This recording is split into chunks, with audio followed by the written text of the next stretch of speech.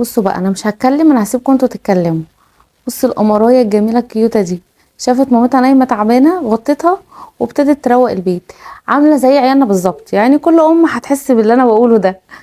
بص الله اكبر، يعني ما شاء الله ما شاء الله لا قوه الا بالله. بصوا بتنظف الشقه ازاي. طبعا الشقه كانت مكركبه. بصوا بتلعب اخوها الصغير، بصوا رايحه جايه عليه تلعبه. ما شاء الله جميله. بصوا الجمال، بتنظف على مهلها وتروق وتحط كل حاجه في مكانها. على فكره جميله جدا. ممكن تكون كمان الام يعني صاحيه وشايفه ده كله وهي مبسوطه طبعا ان هي بتعمل كده. ممكن تكون الام اصلا عامله كده عشان تشوف بنتها تعمل ايه. على فكره والله العظيم الولاد زي ما انتوا بتعودوهم، يعني العيل على حسب ما انتي تعوديه، انه يبقى حنين عليكي، يبقى خايف عليكي. بصوا انا عيالي بتقلب لي الشقه، بتقلب لي كياني البيت كله، ما بتخليش حاجه في مكانها.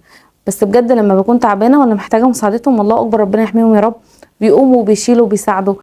خلاف بقى طبعا في معظم الايام العاديه ان هم بيكركبوا البيت، لان هم اطفال وبيلعبوا وبيتشاقوا وبيعملوا كل اللي نفسهم فيه. وبالذات الولاد، ربنا يخلي لكل ام عيالها يا رب.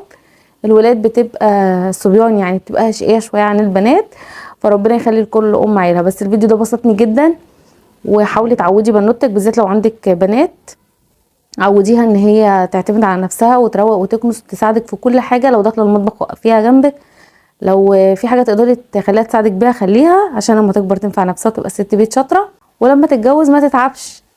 بس جميله قوي وكيوت، ربنا يحميها يا رب. وما شاء الله ما شاء الله. كل اللي يتفرج على الفيديو يكتب ما شاء الله تحت. فيديو حلو قوي. واي ام عندها بنوته تقعدها تفرجها على الفيديو ده، وحتى لو ولد فرجيه وقولي له بصوا بتساعد مامتها ازاي عشان هي تعبانه. فيديو حلو قوي ويستاهل منك اللايك. انا بحبكم جدا وبحب اجيب الحاجات اللي تبسطكم وتمتعكم. ربنا يخليكم ليا.